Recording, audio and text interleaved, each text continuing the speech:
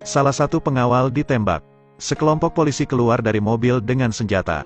Saat melihat polisi akan melepaskan tembakan lagi, Mariano bergegas melindungi wakil wali kota. Sekelompok polisi itu terus-menerus menghujani mobil dengan peluru. Wakil wali kota adalah saksi.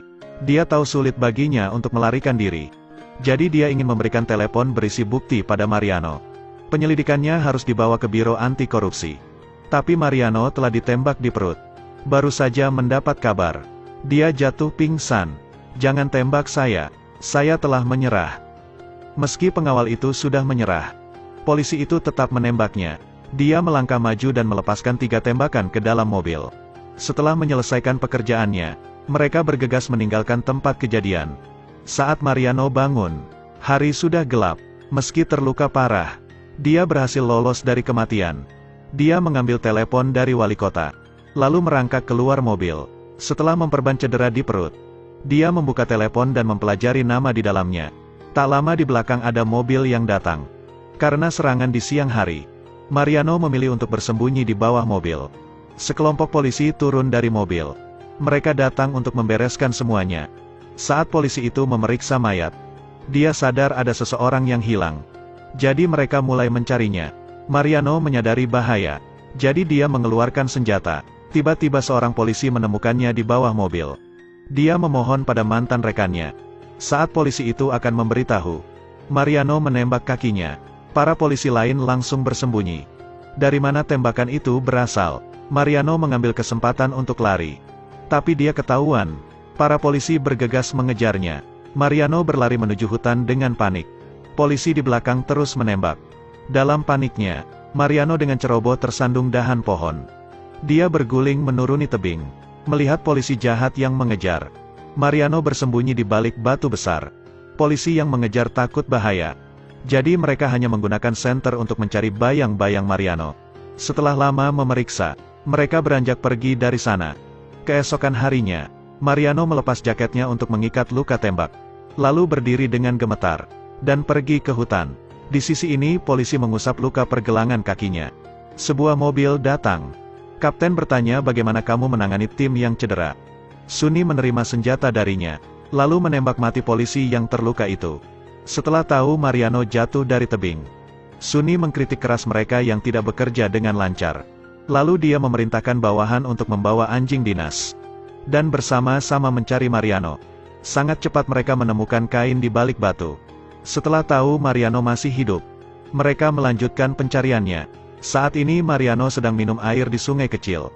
Tiba-tiba seorang gadis datang. Dia pergi ke sisi Mariano, lalu menerapkan rempah-rempah yang hancur ke luka Mariano. Mariano bertanya bagaimana kamu bisa pergi di hutan. Saat gadis itu sedang minum, dia tiba-tiba mendengar suara. Jadi dia bergegas menutup mulut Mariano. Benar saja, anjing dinas berdatangan ke arah mereka. Mariano mengambil senjata dan melepaskan tembakan. Dia menembak polisi itu. Lalu keduanya bergegas bersembunyi. Polisi itu juga bergegas bersembunyi. Keduanya saling melepaskan tembakan satu sama lain. Setelah beberapa saat baku tembak, keduanya saling terkena tembakan. Polisi itu bersiap untuk menembak mati Mariano. Tiba-tiba gadis di samping menarik perhatiannya. Saat dia mengabaikan Mariano, Mariano langsung menembaknya. Polisi itu langsung mati. Dan Mariano juga sekarat. Gadis itu tak tega meninggalkannya. Jadi dia membawanya pulang. Para polisi yang mendengar suara tembakan tiba di sungai tadi, dan menemukan anjing dinas yang terbaring di tepi sungai. Kapten mulai menyerah. Dia menyarankan Sunni untuk pergi sementara. Tapi Sunni ingin menemukan Mariano. Jadi jelas dia tidak mendengarkan saran dari kapten. Karena mereka semua bermasalah. Jika kolusi dengan pengedar narkoba itu terungkap, kalian semua akan dipenjara. Di pagi hari berikutnya, Mariano perlahan-lahan bangun. Luka di tubuhnya juga mulai sembuh. Gadis itu menyiapkan baju untuknya. Untuk berterima kasih pada keluarga itu, Mariano mengeluarkan semua uangnya untuk diberikan pada ayah. Tapi ayah menolaknya. Ayah hanya berharap Mariano tidak mengkhianati niat baik mereka. Setelah mengucapkan selamat tinggal, gadis itu membawa Mariano ke kota terdekat. Saat mereka berdua baru pergi, Sunni membawa bawahannya ke rumah itu. Mereka menemukan pakaian Mariano di sana, dan memaksa ayah untuk memberitahu. Tapi ayah lebih baik mati daripada memberitahunya. Sunni membunuh ketiganya secara brutal. lalu membakar rumah itu. Di sisi ini, gadis itu melihat asap tebal yang berasal dari rumahnya. Mereka menyadari ada yang tidak benar. Jadi mereka bergegas pergi. Tapi sesampainya di sana, rumah itu sudah hancur terbakar. Melihat puntung rokok di tanah, Mariano langsung tahu siapa pelakunya. Dia tidak bisa tinggal diam lagi. Setelah mengubur seluruh keluarga gadis itu, Mariano mengeluarkan pistol dan memutuskan untuk balas dendam. Tapi tidak ada peluru di pistol. Gadis itu mengingat sesuatu. Dia membawa Mariano ke sebuah tempat. Ternyata tempat itu adalah monumen sejarah era Perang Dunia Kedua. Di dalamnya ada banyak mayat tentara. Mariano menemukan sekotak peluru, dan juga menemukan Siki 38. Dia ingin menghukum para polisi jahat. Mariano menembak salah satu polisi itu, dan juga menembak polisi yang akan mengambil senjata. Polisi itu berteriak kesakitan. Rekannya menyuruhnya untuk diam. Tak lama polisi itu ditembak mati. Larilah dengan cepat. Tunggu aku. Kumohon. Keduanya bergegas melarikan diri dari sana. Dan Mariano terus-menerus melepaskan tembakan ke arah mereka. Keduanya bergegas lari menuju tebing. Dan bersembunyi di balik batu besar. Sunni meminta bawahannya untuk memeriksa posisi Mariano. Pria itu memeriksanya dengan gemetar. Alhasil dia tidak melihat siapapun di sana. Tapi saat dia berpikir sudah aman, sebuah peluru mengenai kepalanya. Adegan itu hampir membuat Sunni kencing di celana. Dia merangkak di tanah dengan hati-hati. Tapi saat dia akan melarikan diri, Mariano mengarahkan senapan ke arahnya. Semua bawahanku tahu tentangmu.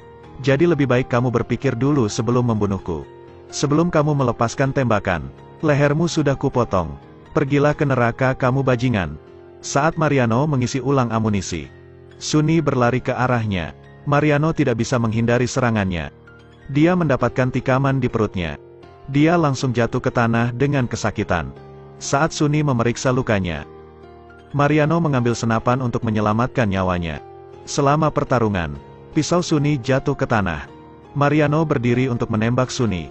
Tapi karena ditikam gerakannya menjadi lambat. Itu adalah celah antara kekuatan pria dan wanita. Mariano dikalahkan. Sunni mencekik leher Mariano. Tapi saat Mariano tercekik, suara yang lembut terdengar. Ternyata gadis itu membawa pisau yang jatuh ke tanah. Dan mengakhiri kehidupan Sunni. Akhirnya dia membalaskan dendam keluarganya sendiri. Dia membawa Mariano keluar dari hutan. Saat Mariano berbalik untuk mengucapkan selamat tinggal, gadis itu sudah menghilang. Semua cerita seperti mimpi. Di akhir film, Mariano membawa tubuhnya yang lelah, dan membacakan nama perdagangan narkoba. Dia masih harus melanjutkan perjalanannya, karena ada tugas yang lebih berat sedang menunggunya. Cerita pun berakhir. Terus ikuti Edelweiss Review untuk mendapatkan update cuplikan film terbaru.